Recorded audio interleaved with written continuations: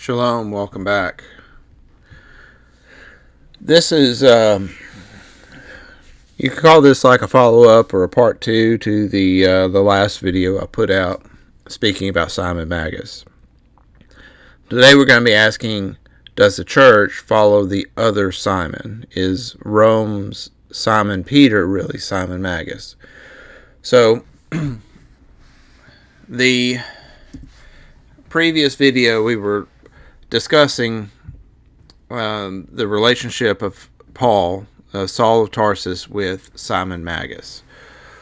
And in the Nazarene Acts and in the sermons of Peter, the scholars and the academics and the folks that study these two ancient Christian writings, they say that the character in the writings of Simon Magus is really Saul of Tarsus. And I've believed that. I've spoken that same opinion here on this channel. And when I started editing a book that I put out, we'll get to that in just a moment, but The Rock of a Sure Foundation, which contained the Nazarene Acts and the sermons of Peter, I was doing some editing on it because I was trying to take it from being this very churchy King James type of language to a more modern English, and so I, changed the these and the thous to you and such to try and make it easier to understand. And I began noticing a pattern of what was being said about Simon Magus, and I think that the author of the Nazarene Acts was trying to convey to us that Simon Magus was the person who appeared to Paul in the wilderness, and that Simon Magus was Paul's Messiah. Today we're going to be looking at something similar, that maybe the church replaced Simon Peter with Simon Magus.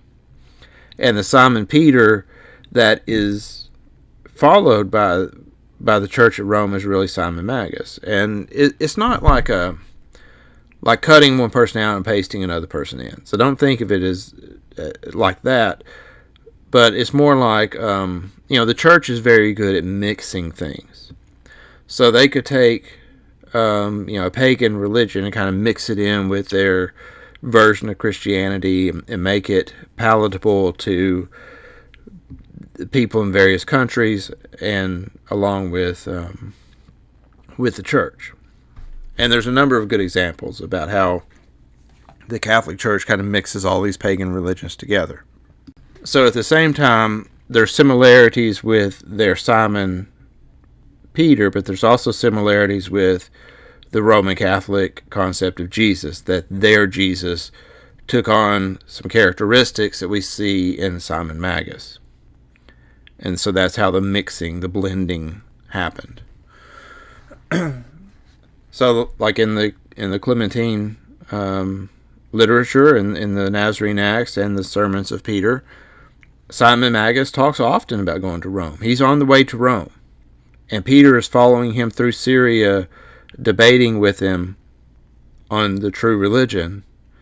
And they'll debate for a couple of days, and then Simon Magus flees to the next town, and then Peter follows him, and they debate again, and Simon Magus flees again. And but he's on the way to Rome. That's his destination. And Peter plans to follow him all the way to Rome if necessary. Now, one thing I do want to point out, it's not possible to make a video like this, a video presentation, and give you all the information, to give you every single instance where Simon Peter says something I think is applicable to a study of this nature with regards to, did the church absorb his teachings and doctrines? Or even the subject of the previous video, is Simon Magus the Messiah of Paul? Because between the Nazarene Acts and the sermons of Peter, there's hundreds of pages there. And a lot of those pages contain statements and things being said by Simon Magus or about Simon Magus, and it's too much to include in a presentation. And people seem to forget that. They think that if you mention something in a video, then everything you know about this thing should be mentioned in the video. That's not possible. It's just not. We would be doing a 10-hour video if that were the case. And I don't have time to make videos that long. You probably don't have time to watch videos that long. But what you can do is you can read the material for yourself. You can keep this idea in the back of your mind about the mixture of Simon Magus's view with the modern church's view of things. And you could, if you have that in the back of your mind as you're reading, then you'll start picking up on these things. And so I put together a book. It's not something I necessarily wrote. There's like one little introductory letter that I put in there. That's the only thing I actually wrote. The rest of it is documents I assembled together for you. And what this is, the Rock of a Sure Foundation, it is what the New Testament should have been, could have been, would have been, if Saul of Tarsus had not hijacked the church.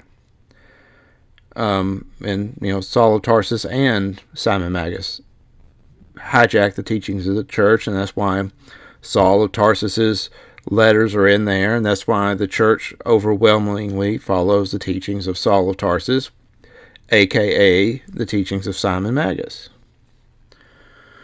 But if you've ever wondered what would the New Testament be like if there was no Paul, that's what the Rock of a Sure Foundation is. It's early Christian doctrine, documents from the first and second century, and it's put together in one source so you can read it without the Paulinity added to it. And you can get it for free. There's a link in the description of this video. You can download the PDF for free. If you want a print copy of it, you can buy a print copy for cost. I'm not trying to make money off of this. So it's almost an 800-page book. You can get it for less than $20 through Amazon Print on Demand. There's a link for that also in the description of the video. So you have a choice. You can get the free PDF, or you can get the very inexpensive print version. If you bought something like this from someone else, and they put together an 800-page book, and they were selling it to you print on demand through Amazon, anyone else would be asking $50 or $60 for this. I'm letting you have it for less than $20. So don't think I'm trying to profit off of you or anything like that. I'm letting you have it at cost. At cost plus Amazon's markup. But, I don't get any of that. That's what Amazon gets. Also, I reference a couple of other books in this presentation, like The Panarion of Epiphanius and Irenaeus Against Heresies. There's a link in the description where you can download a document that gives you links to other documents where you can download this stuff for free. So if you want a free copy of the Panarion, so you can look it up and confirm that everything I say is in the Panarion, you can get that out of the link in the description. If you want a copy of Irenaeus Against Heresy so that you can look up everything that I say and make sure I'm telling you the truth, that's there. I want you to confirm everything I say. Confirm it. Do the research. I'm not up here just teaching you something and saying, hey, you need to believe this because I said so. I'm presenting it to you. Presenting you the evidence, giving you the sources so you can look it up yourself. Yeshua said, don't call any man a teacher. I'm not a teacher. I'm a presenter. I present it to you, I give you the sources, and I say, confirm it. Look it up yourself. Don't believe me. If I wanted you to blindly believe me, I would be putting myself in the place of Messiah. I would be claiming to be your teacher. I'm not your teacher. I'm your presenter. So, if you want more information, look it up. Read it. Read it yourself. I promise you, it is worth your time and effort to read it yourself. So, we are going to very briefly review some of the slides from the previous video because some of these are applicable to this study also. So, if you need to pause the video to read these, if I go through them too quickly, then please read them. But otherwise, I'm going to try to go relatively quick because I just did this in the previous video. So, why is this important? Why do we need to study stuff like this out about Simon Magus and the church and this sort of thing? Shouldn't we just be able to read the Bible and just believe everything in it and not use any type of our discernment to know right from wrong or truth from fiction? We should just be able to read the Bible without employing our brain and just believe everything it says. That's the general approach that 99% of all believers in Yeshua use. Period. They just read it, turn off the filters, turn off any type of reasoning, and they just read it. And if it's in the Bible, that's all. That means it's automatically true.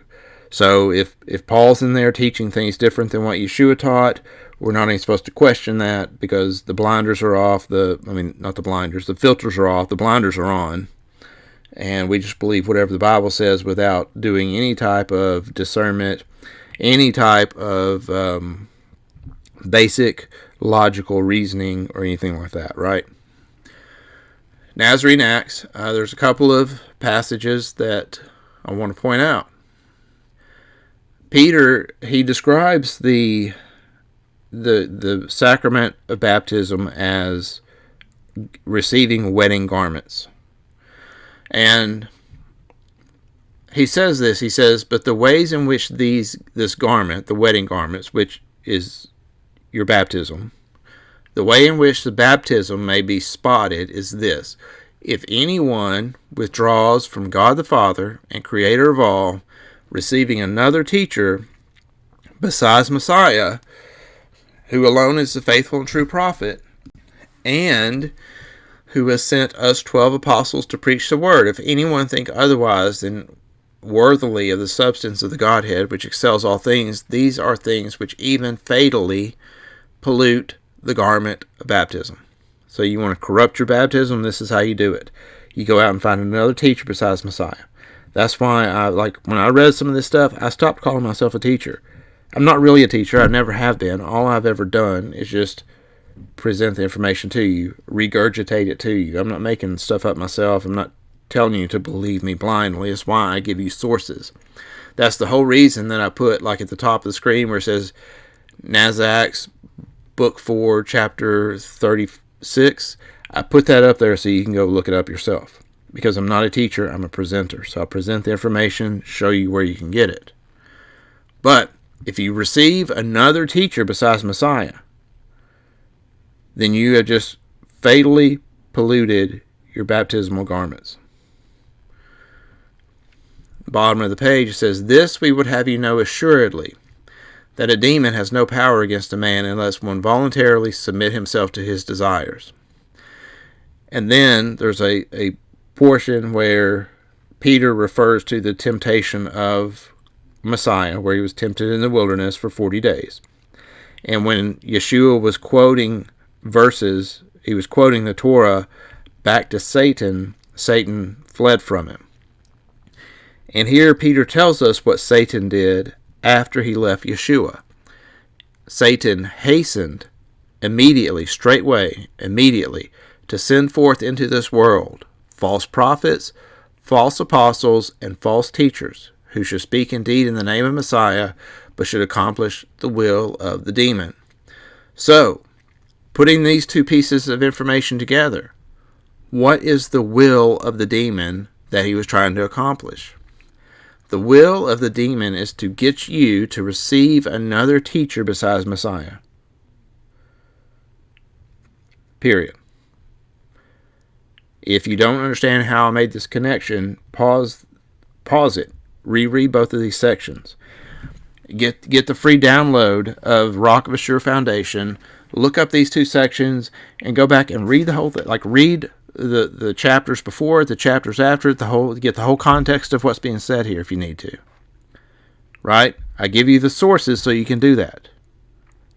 I'm not a teacher. I'm a presenter. I'm presenting you with this information. So, taking that information and keep that in the back of your mind, that the will of Satan is that you take another teacher besides Messiah. He doesn't care necessarily that he's your teacher.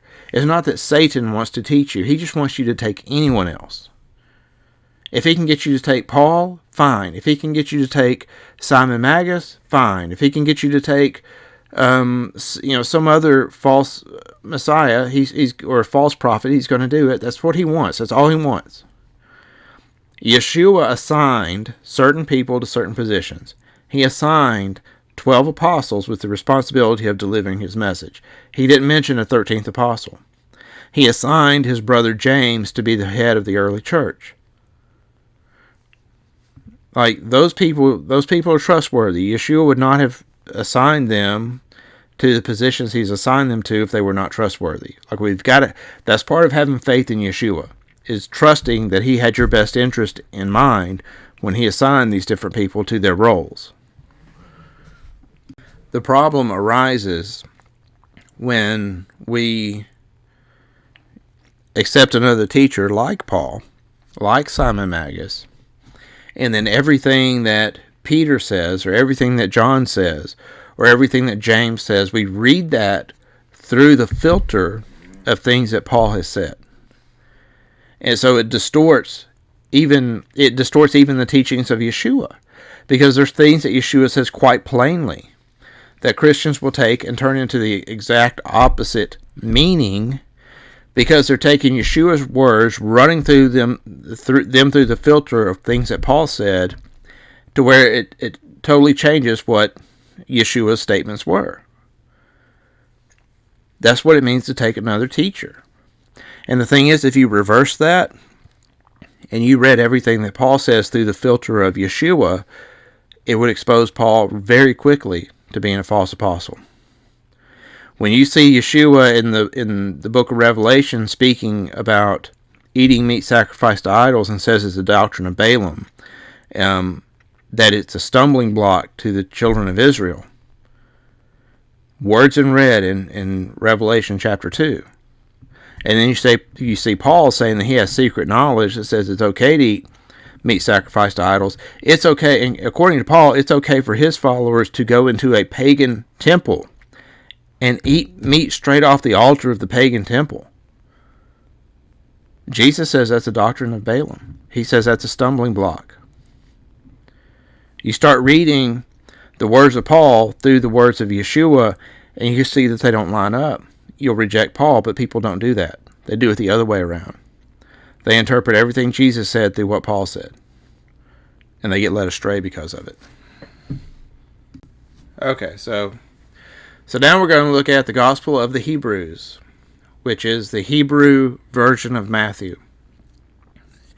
And we're turning to Matthew 24, and we're going to look at this sermon that Yeshua gives to his apostles while he's sitting on the Mount of Olives. By the way, in this slide, in the next slide, I put all the commandments from Yeshua in yellow. Okay, so if it's something in yellow on this slide or the next one, if it's in yellow, it is a command. Okay, so let's remember that Yeshua said, "If you love me, you will keep my commandments." And John says in his in 1 John that if you're not keeping his commandments, that you're not really a follower of him. So in Matthew 24, starting at verse 3, and again, this is going to differ from what's in your Greek New Testament. This is following what the Hebrew says. As he sat on the Mount of Olives opposite the temple, Peter, John, and Andrew asked him privately, saying, "Tell us, when shall these things take place? What is the sign of your coming and the end of the world?" And Yeshua answered and said to them, "Be careful that no one leads you astray." That's a commandment. Be careful that no one leads you astray. "For many will come in my name, saying, I am the Messiah, and will deceive and lead you astray." So he gives you a command to be careful no one leads you astray. And then he tells you why. Because many will come in my name, claiming... Now, it's not clear, because there's no punctuation in our earliest sources. It is not clear whether he is saying that this person is going to come in his name saying, "I am the Messiah," or they're going to come along saying, "Yeshua is the Messiah." So we should prepare for it to be either way, or both. So someone could claim that Yeshua is the Messiah, but still lead you astray, which is what Paul does. Or someone like Simon Magus could come along claiming that he is the Messiah and lead you astray. So either one could happen. He continues on in verse 11, false prophets will arise and lead many astray. When wickedness is multiplied, the love of many will grow faint. But he who stands firm to the end will be saved, and this gospel will be preached in the whole world for a testimony to all the Gentiles concerning me, and then the end will come. This is the Antichrist. Now that reference to the Antichrist is not in the Greek. So what is the Antichrist? I think it's talking about this gospel. The gospel that comes from the false prophets in verse 11. He's warning us there is going to be a false gospel preached to the entire world. But if you stand firm to the end, you'll be saved. So how do you stand firm to the end? You follow the commandments given by Yeshua, and you don't accept another teacher besides Yeshua. Like, all this stuff ties together. And we have to understand this before we even get into the discussion about Simon Magus. You need to understand how serious it is. If any man, again, everything in yellow is a commandment in this verse and the one previous. If any man tells you, behold, here's a Messiah, or there, don't believe it. Any man. There's no exception for one man in particular. Because false messiahs and false prophets will arise. So again, he tells you the command, and then he tells you the reason. If any man tells you, behold, here's the Messiah there, don't believe it because of the false messiahs and false prophets. He's telling you that this any man, this man who comes claiming this stuff, is a false apostle. He's telling you this. He's a false messiah and or false messiah. And they will show great signs and wonders. You know, in 2 Corinthians, Paul claims that his authority is proven by the fact that he performed signs and wonders among the people at Corinth. Yeshua here in Matthew 24:24 is saying not to believe signs and wonders. That is not what you use to certify someone as a genuine apostle. In fact, Deuteronomy chapter 13 says something very similar. Don't believe signs and wonders. Signs and wonders do not validate the authority of anyone. We're going to see in a minute all the signs and wonders that Simon Magus was doing.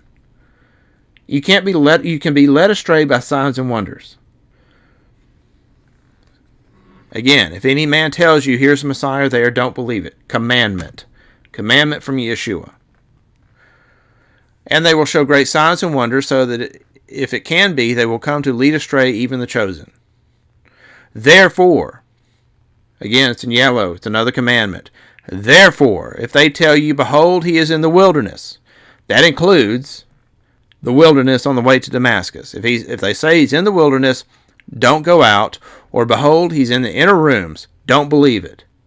Hananiah said that Jesus appeared to him in the inner rooms and said that Paul's a chosen vessel of his and he needs to go and meet up with Paul. Yeshua says, don't believe it. Commanded you not to believe it.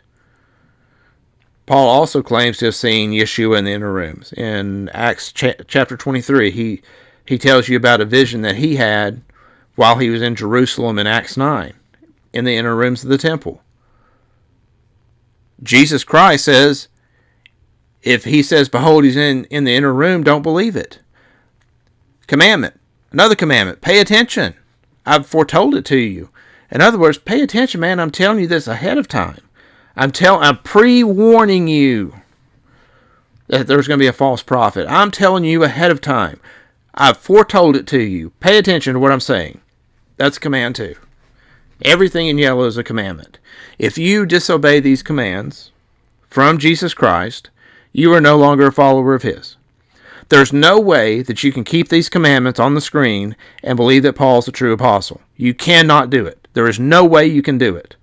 So, if you believe that Saul of Tarsus is a true apostle, and if you follow Saul of Tarsus, you are not a believer in Yeshua. Period. You are not a Christian. If we understand Christian to mean follower of Christ. If we understand it to mean someone who follows Yeshua of Nazareth, Jesus Christ, whatever name you want to use, whatever version. But if you believe that a Christian means that you follow Jesus and you follow Paul in the process of, quote, following Jesus, you're not a Christian. You're not. Period.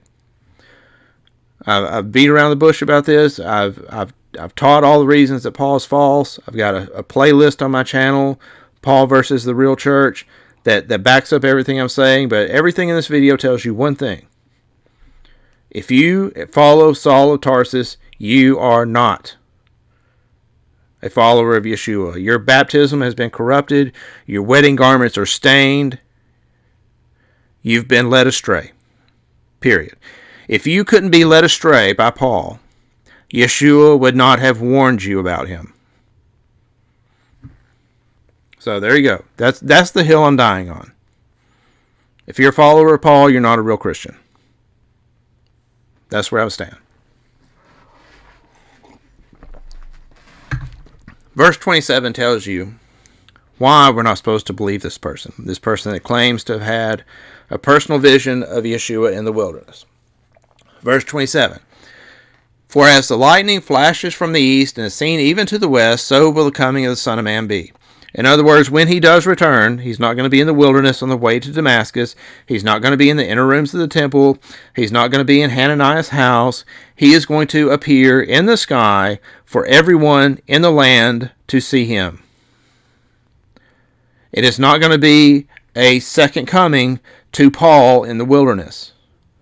The second coming is a public event.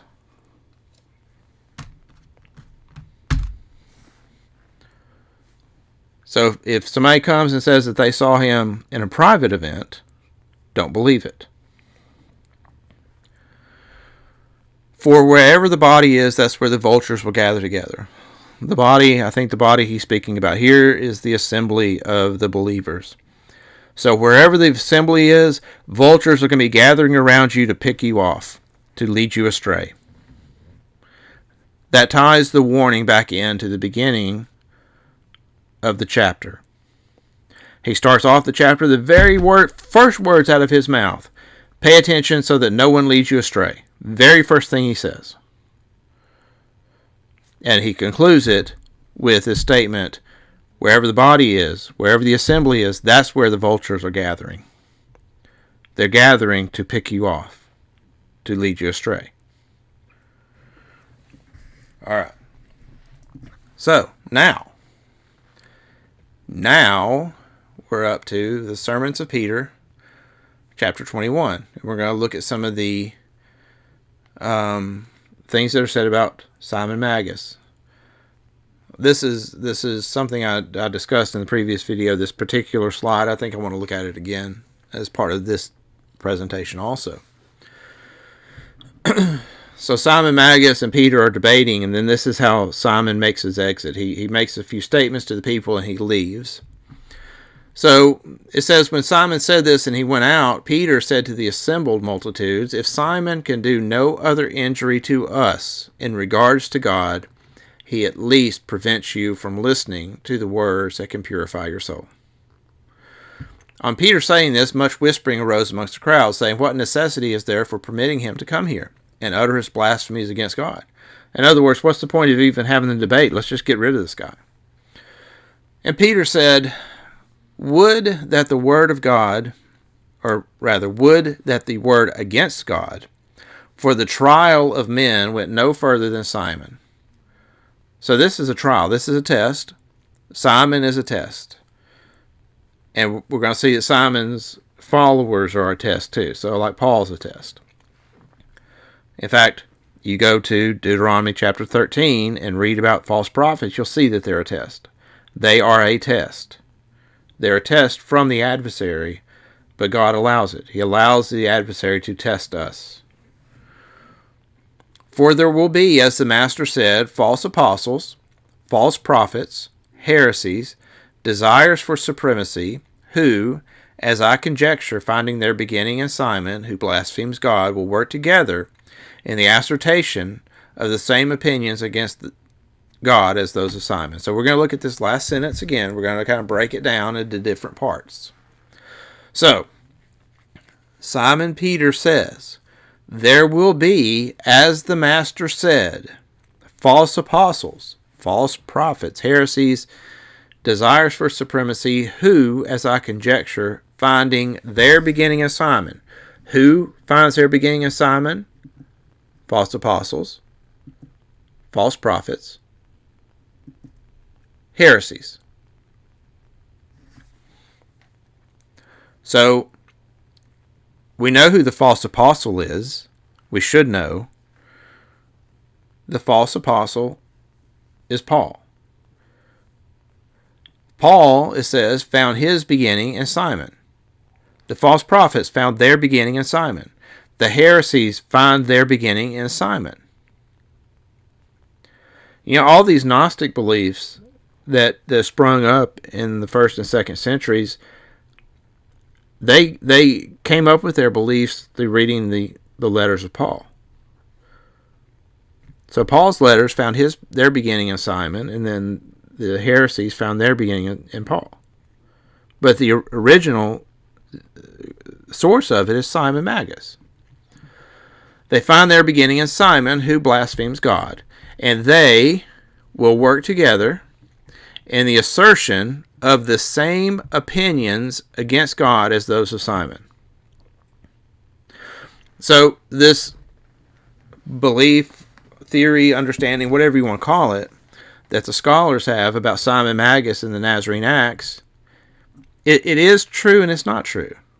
Like, Simon is kind of a stand-in for Paul because he's preaching the same things as Paul, but I don't think the author of the Nazarene Acts meant for us to understand Simon as being Paul. Now, I do think that in the later parts of the sermons of Peter, I do think that you could make a case that somebody changed Paul's name to Simon, because there is some things that are said that are specific to Paul.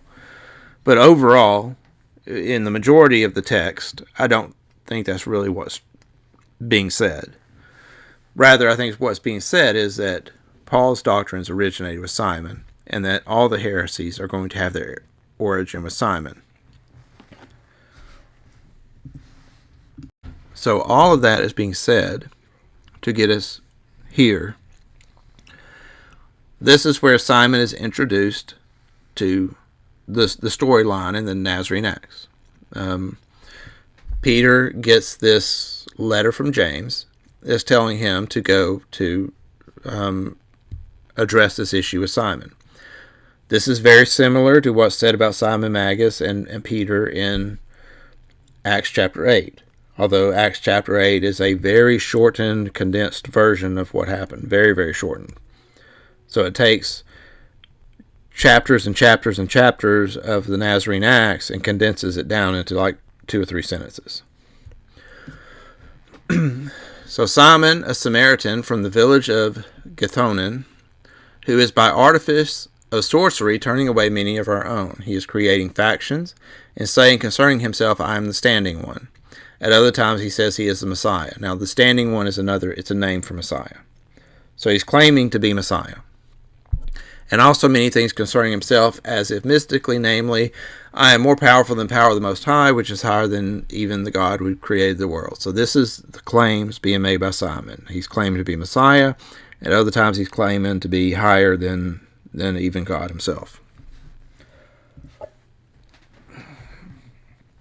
Some more information we're given about Simon and what he claims. This is coming from Nicetas and Aquila, two former disciples of Simon who repented of their belief in Simon and came over to follow Peter and Peter's Messiah, Yeshua. It says, but with all these things, Simon is also a cunning and crafty sophist who has grown strong in the objections and stratagems of syllogisms. But more grievous and evil than them all, he is also greatly skilled in sorceries. Also says that Simon's father was Antonius, and his mother was Rachel. By nation, he is a Samaritan from a village of Githonin. He is a sorcerer, exceedingly well trained in Greek literature, desirous of glory, boasting above all the human race, and he wishes himself to be believed to be an exalted power, which is above God the Creator, and to be thought to be a Messiah, and called the Standing One. So, Simon's making a lot of claims here. He's claiming to be the Messiah and God, and above God. Now, for the purpose of this study, comparing it to what is said by the Catholic Church, is that not kind of what the Church believes? That Yeshua is both the Messiah and God? Says he is a cunning and crafty sophist, grown strong in objections and stratagems of syllogisms. So this is referring to these in the ancient Near East and in the Greco-Roman world of the first century. It was very popular for men of stature to debate one another in public places, and a style of debate, it's usually referred to as like this Greco-Roman rhetorical style of debate developed. And there were actually schools in places like Rome where you could go and hone your skills on debating, and they would teach you different ways to debate. And one of them was using a technique called strophe, antistrophe, and epoch, also known as thesis, antithesis, and synthesis. It's where it's a style of debate where it's difficult to argue with. It can be confusing, and it's like makes your head spin to the point that you don't really understand what the argument is. And it's designed to throw you off guard and make you lose the debate. So this was a part of their culture, these open debates in the city squares. And you see some of that even in the Gospels, particularly the Gospel of Matthew, where Yeshua is preaching in a public place, and then these scribes and Pharisees come along and they start arguing with him in public, and they're trying to ridicule him. And this comes into this concept of honor and shame in the ancient Near East, where that society was an honor-shame society, and if you debated someone publicly and they lost, they lose honor. You're shaming them. They lose honor, and you gain that honor. So it's like transferring their high standing to you.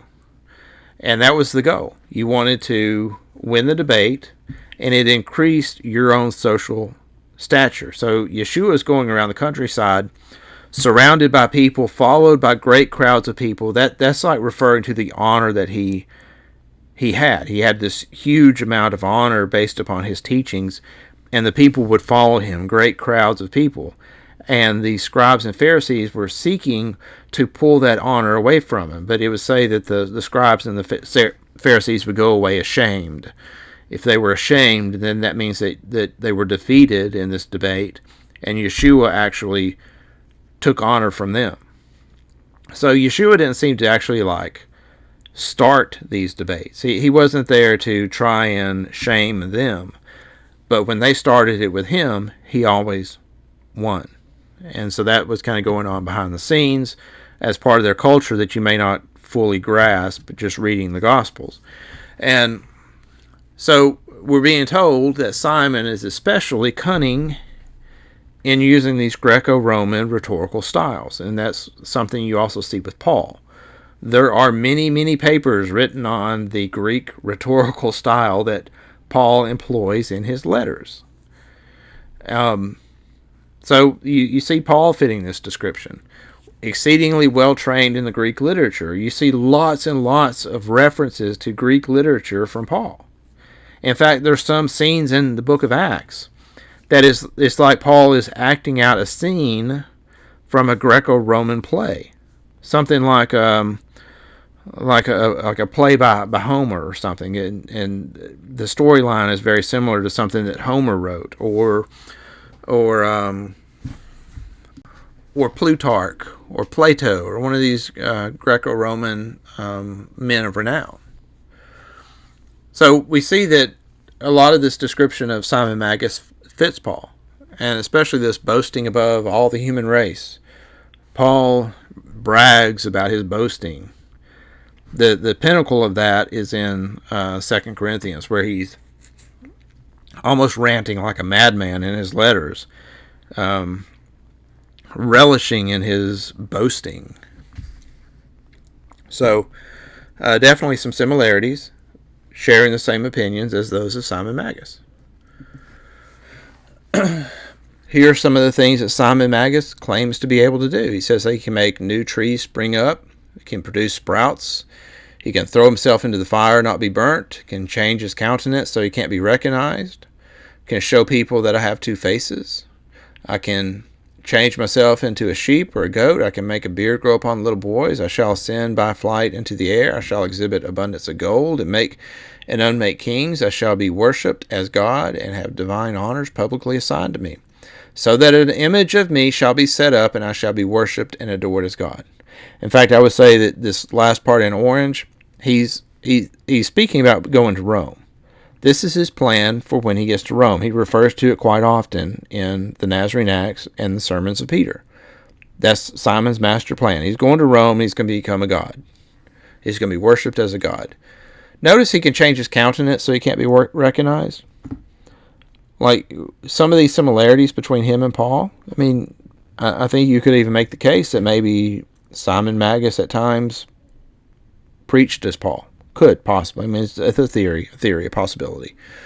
Or he could appear to Paul in the wilderness and look like Yeshua, and Paul would have no way of knowing that it was actually Simon Magus and not Yeshua. I can show people that I have two faces. That's going to come up later. Remember that. He can fly in the air. So if he can fly in the air, is it possible that he was the person that appeared to Paul in the wilderness? Flying in the air, changing his countenance, I see it as a possibility.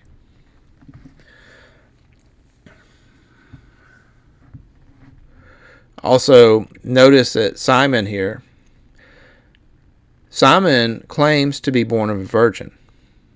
He says he is not son of Antonius, his father, but before my mother Rachel and he came together, she still a virgin conceived me, while it was in my power to be either small or great and to appear as a man among men. So Simon Magus is claiming that he's not even really a man, he's a god, and he came to earth and appeared as a man, and he was born of a virgin. Who does that sound like? Does it sound like the Roman Catholic version of Yeshua? Like we know there's so much evidence that the virgin birth story was not originally in the Gospels. It was inserted later in the 3rd or 4th century. Lots of evidence of that. In fact, the whole virgin birth is never mentioned in any of Peter's letters. It's never mentioned in any of John's letters. It's not mentioned in James' letter. It's not mentioned by Paul in any of his letters. It's not like the virgin birth story is only mentioned in the Gospel of Luke and the Gospel of Matthew, and it's never referred to by anyone. It's never mentioned in the book of Acts. So that's just one piece of evidence. There's lots of other evidence that, like the earliest copies of the gospel we have. In the Gospel of Matthew, it says that Yeshua was begotten by Joseph. So the evidence is there that the virgin birth story was added after the fact. And the only person in the Nazarene Acts claiming to be born of a virgin is Simon Magus, who's also claiming to be Messiah. So which Messiah are we really following? Also, Simon's gospel is very similar to what Paul preached. Simon says the good God bestows salvation if he is only acknowledged. So in other words, you call him Lord, Lord, he'll give you salvation.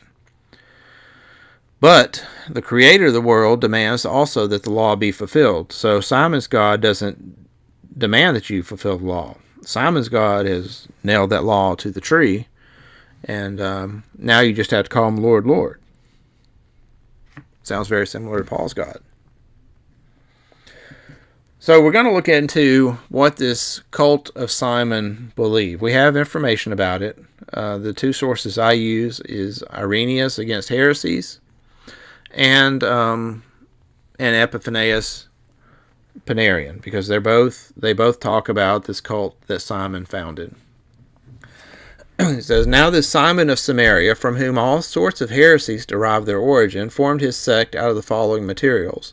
Having redeemed from slavery at Tyre, a city of Phoenicia, a certain woman named Helena, he was in the habit of carrying her about with him, declaring that this woman was the first conception of his mind, the mother of all, by whom, in the beginning, he conceived in his mind the thought of forming angels and archangels. From this, Enoia, leaping forth from him and comprehending the will of her father, descended into the lower regions of space and generated angels and powers, by whom he also declared this world was formed."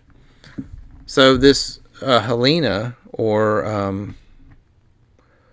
I think she goes by another name later, but this paramour of Simon Magus, I think this might be the origin of the Mary worship that we have in the Catholic Church. That they just took her and changed her name to Mary. Because you definitely don't see Mary being worshipped by anyone in the Gospels or in any of the letters from the apostles. But after she produced them, she was detained by them through motives of jealousy, because they were unwilling to be looked upon as a progeny of any other being. As to himself, they also had no knowledge of him whatsoever. So they had no knowledge of... So apparently Simon Magus created all these angels and archangels, but the angels and archangels didn't actually know Simon, if this is what's being said. But his Enoia was detained by those powers and angels who had been produced by her.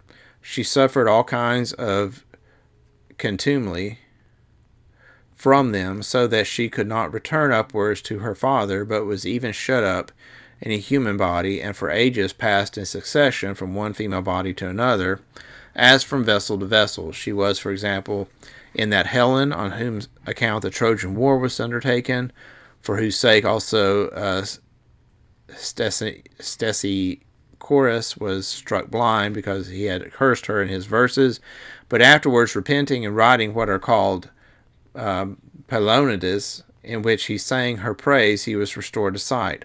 Thus she, passing from body to body and suffering insults in every one of them, at last became a common prostitute, and she was that which was meant by the lost sheep. For this purpose, then, he had come, that he might win her first and free her from slavery, while he conferred salvation upon men by making himself known to them.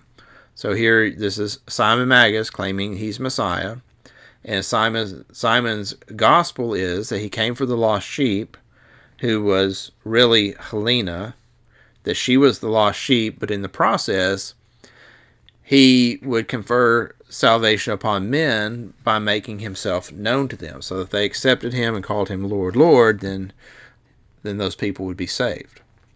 For since the angels ruled the world ill, because each one of them coveted the principal power for himself, he had come to amend matters, and had descended, transfigured, and assimilated to powers and principalities and angels, so that he might appear among men to be a man, while yet he was not a man, and that thus he was thought to have suffered in Judea, when he had not suffered.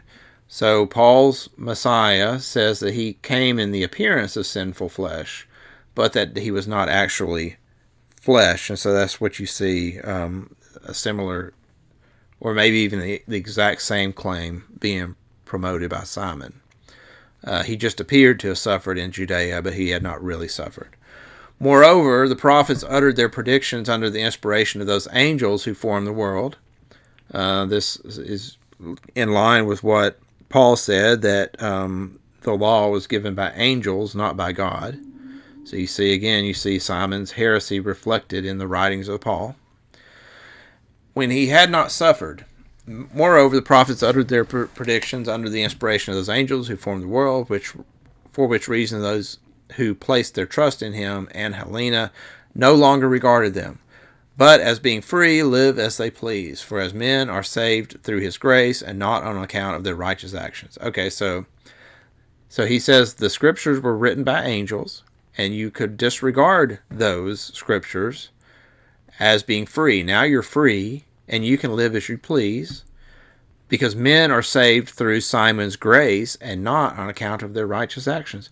Does this sound like the Jesus promoted by the Roman Church? I think it sounds exactly like the Roman Church Jesus. For such deeds are not righteous in the nature of things, but by mere accident. So you just replace the word deeds with works. For such works are not righteous. They're like filthy rags, right? Isn't that what they tell us? Isn't that the church doctrine? Your righteous works, your righteous deeds are nothing but filthy rags. They are not righteous. They're not righteous in the nature of things, but by mere accident, just as those angels who made the world have thought fit to constitute them, seeking by means of such precepts to bring men into bondage. On this account, he pledged himself that the world should be dissolved, and that those who are his should be freed from the rule of them who made the world. So in Paul's letter to the Galatians, he's constantly calling the law bondage. And here you see Irenaeus describing Simon Magus's cult as believing the same thing, that the precepts are bondage, and that by believing this Simonian Messiah is God, then you can be freed from the bondage. This is exactly what Paul promotes. This is exactly what the Roman Church promotes. And when I say Roman Church, I'm not necessarily talking about the Catholic Church. I include the Protestant churches in that too. They're basically just protesting Catholics. There's not a dime of difference between them and the Catholic Church. The only difference is they don't worship Mary. Thus then, the mystic priest belonging to this sect both lead proliferate lives and practice magical arts, each one to the extent of his ability.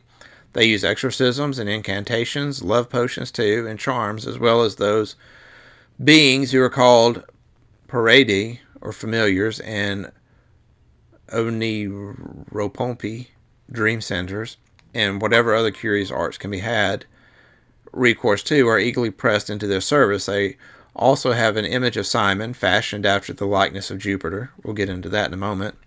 And another of Helena in the shape of Minerva. And these they worship in fine. Then these they worship. In fine, they have a name derived from Simon, the author of these most impious doctrines, being called Simonians, and from them knowledge, falsely so called, received its beginning, as one may learn even from their own assertions. So they're going to set up so this cult has an image of Simon fashioned after the likeness of Jupiter. Another of Helena in the shape of Minerva. And I would presume that this statue would be in Rome. We're going to see later where it is mentioned as being in Rome. I think Epiphanes actually says that. Some of the things that are being said here about the exorcism and incantations and charms and such, I mean, this to me invokes associations with things that are done in the Catholic Church, like the exorcisms are obvious. The Catholic Church is known for that. But some of the parts of the Mass are very similar to what you would think of as a magical spell. Like the Church believes that the priests have the power to turn the Eucharist into the actual physical flesh of Jesus, which, I mean, that sounds like a magical spell. I don't know that Yeshua ever intended that. Like it symbolizes his flesh. It's not his literal flesh. So I can see how some of the rites and sacraments of the Catholic Church could be reflected in what's being said here about the Simonians. We'll look at what Epiphanius says. Chapter 21 in the Panarion is dedicated to the Simonians. It says, furthermore, he has given his followers an image supposed to be one of himself, and they worship this in the form of Zeus. He has likewise given them another image of Helen in the form of Athena, and his dupes worship both of these. He instituted mysteries consisting of dirt, and to put it politely, the fluids that flow from the bodies, men's through the seminal emission and women's through the regular menses, which are gathered as mysteries by a most indecent method of collection, and he said that these are the mysteries of life and the fullest knowledge. But for anyone to whom God has given understanding, knowledge is above all a matter of regarding these things as abomination instead, and death rather than life. So, incidentally, if you do get a copy of the Panarion, there's also a chapter in there speaking of the Nicolaitans. The Nicolaitans are described very similar to this, as using these very disgusting sounding rituals of drinking the bodily fluids of people. It's won't say more than that. Just if you do get the Panarion and you do read the chapter on the Simonians, compare it to what's said about the Nicolaitans.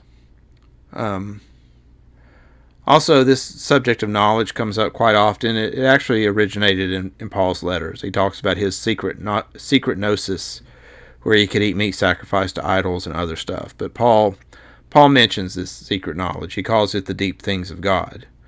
And then Yeshua in Revelation speaks about this false prophet speaking about the deep thing, what Jesus calls the deep things of Satan. And this phrase, the deep things of, only appears in two places in all of the New Testament. Only two places that's said in the New Testament.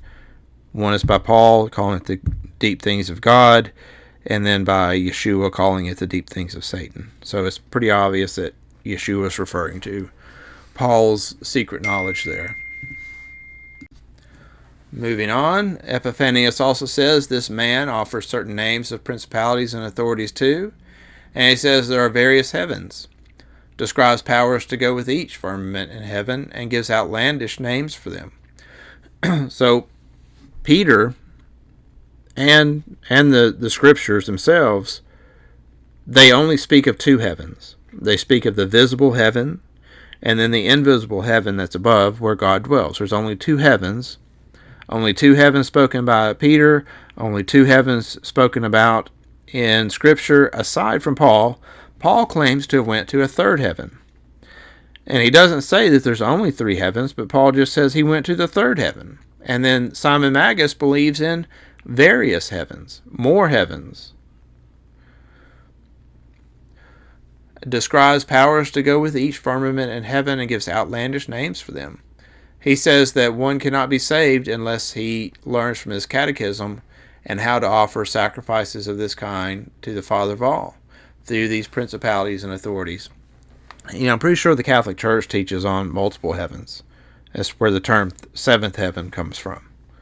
There's at least seven heavens that the Catholic Church believes in. I think Dante's Inferno talks about multiple heavens. So again, it's like, did the Catholic Church absorb the teachings of Simon? And to me, I believe that this indicates that it did. He says that one cannot be saved unless he learns this catechism, this teaching, and how to offer sacrifices of this kind to the Father of all through these principalities and authorities.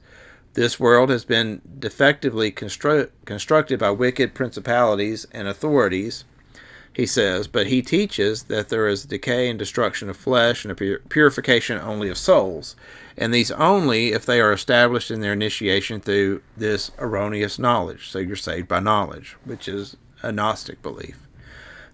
And thus the imposture of this so-called Gnostic begins. He claimed that the law is not God's, but the law of the left-hand power. Paul claims that the law is not God's. It was written by an angel, or angels. And he claims that the prophets are not from the good God either, but from one power or another, and he specifies the power for each as he chooses. The law belongs to one power, David to another, Isaiah to another, Ezekiel to still another, and he attributes each particular prophet to one principality. But all of these are from the power on the left and outside the pleroma, and whoever believes the Old Testament is subject to death. Sounds similar to Catholicism to me too. I mean, I can't keep from making the connections in my mind as I read the doctrines of Simon with the doctrines of the Roman Church and her protesting children. So, here's the statue of Simon Peter. Is it Simon Peter or Simon Patre? So, is this Simon Peter or Simon Magus? Well, we just read how Simon Magus had statues created in the form of Zeus, but it was really supposed to be Simon Magus. Well, I mean, here's an actual statue of Zeus. To me, they look very similar. Notice the keys that are being clutched by the figure in the middle.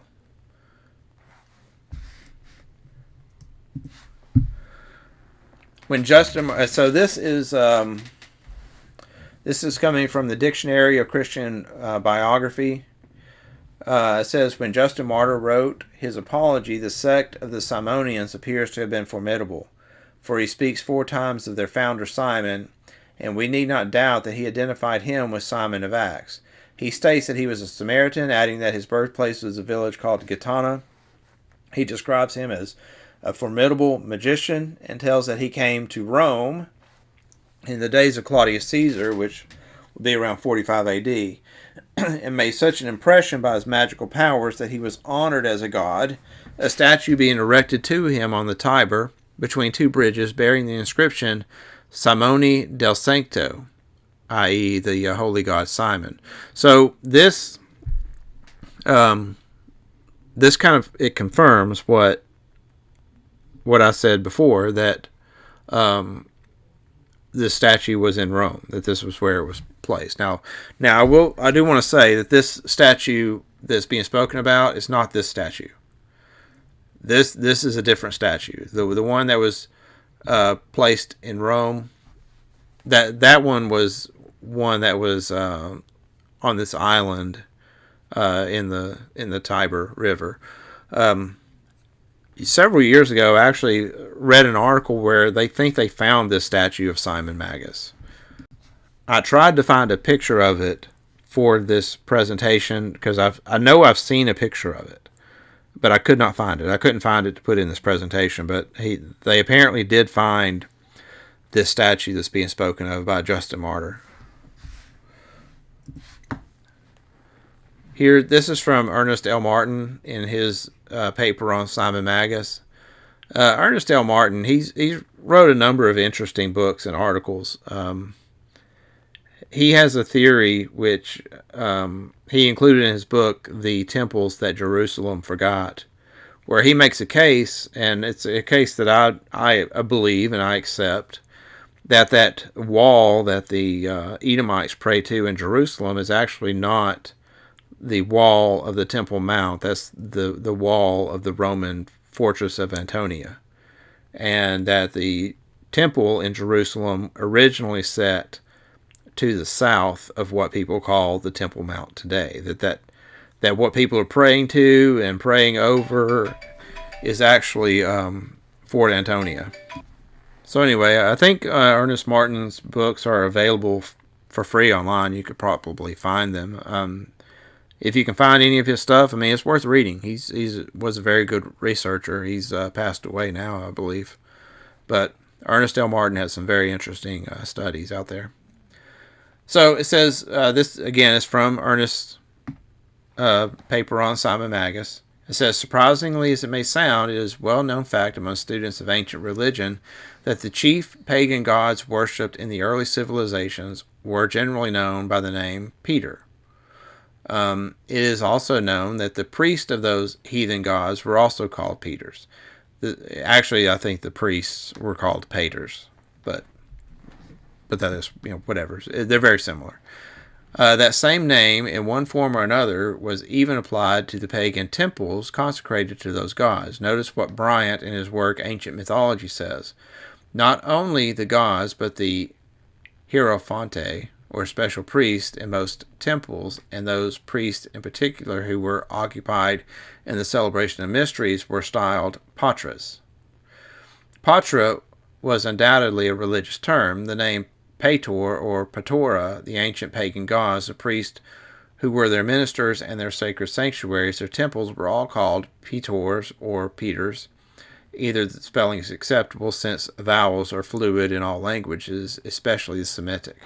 So, Patre, I mean, that's father. So, like, the Catholic priests, even to this day, are called fathers.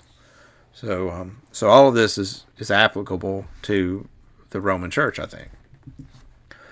We have clear evidence showing the ancient Romans called their chief gods Peters, the divine interpreters. The early Roman writer Licinius, or Lucilius, mentions Neptune, Liber, Saturn, Mars, Janus, and Quirinus were Paters. See the Lucili fragments. He did not mean they were father gods. He meant they were of Peter rank, the chief gods. Lucilius doesn't exhaust the list. In fact, he leaves out Jupiter, the father of the Roman gods, but it was unnecessary to mention him as Peter God due to his high rank. The title Peter is actually incorporated as part of his name. He was called Jew Peter. Gladstone, in his work on the antiquities of Greece, shows that Jupiter and the Greek god Zeus were one and the same. Jew Peter was the Roman way of saying Zeus Peter, the chief god of the Greeks. Homer in the Homeric Age, Volume 1, page 287. Peter was the name that came to signify high rank among the gods and among the priests. There were two gods of ancient Rome who were preeminently worshipped as Peter gods. One was Jew Peter, or Zeus Peter. The other, says the classical manual, was Janus, called Pater or Peter. And Janus is the one I want to really kind of focus on. Sometimes these two gods are confused, but they are to be reckoned as distinct. So remember Simon Magus, he set up a statue of Zeus, but it was himself. So it's like he was being worshipped as Zeus.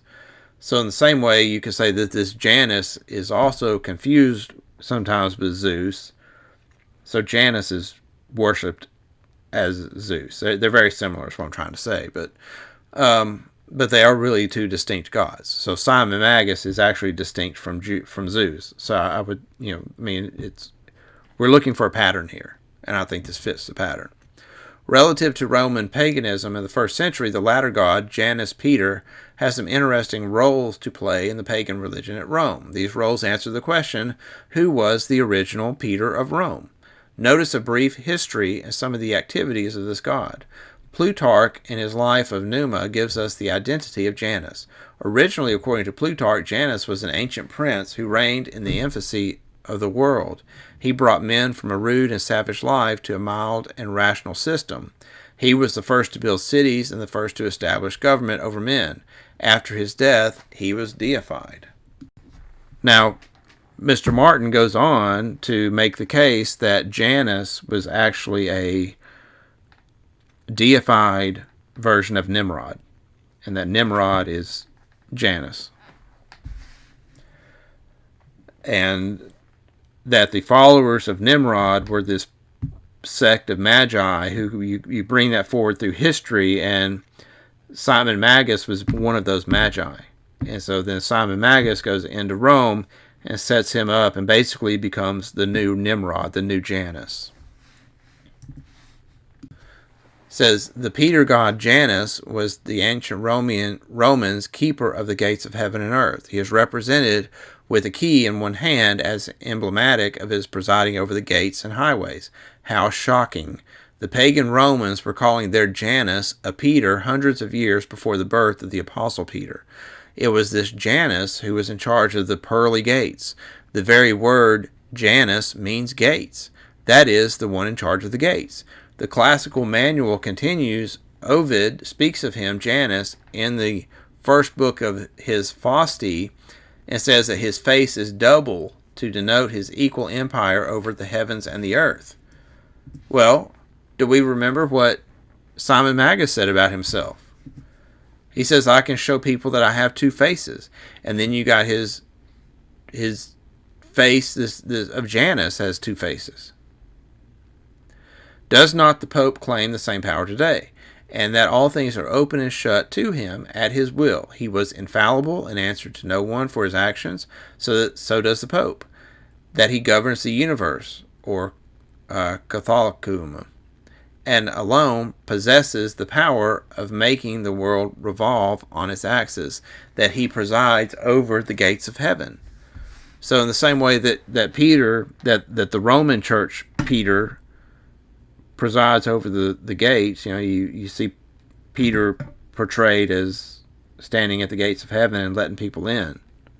And it fits this god Janus, this two-faced god, whom I believe is just another version of Simon Magus.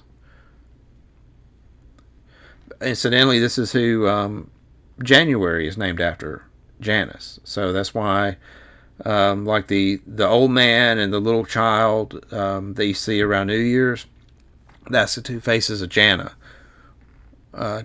One face looking forward, the other one looking back. One looking at the old year, the other one looking at the new year.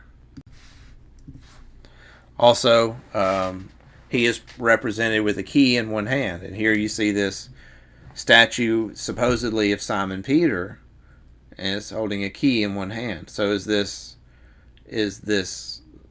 Simon Peter, or is this Simon Pater, Simon Magus?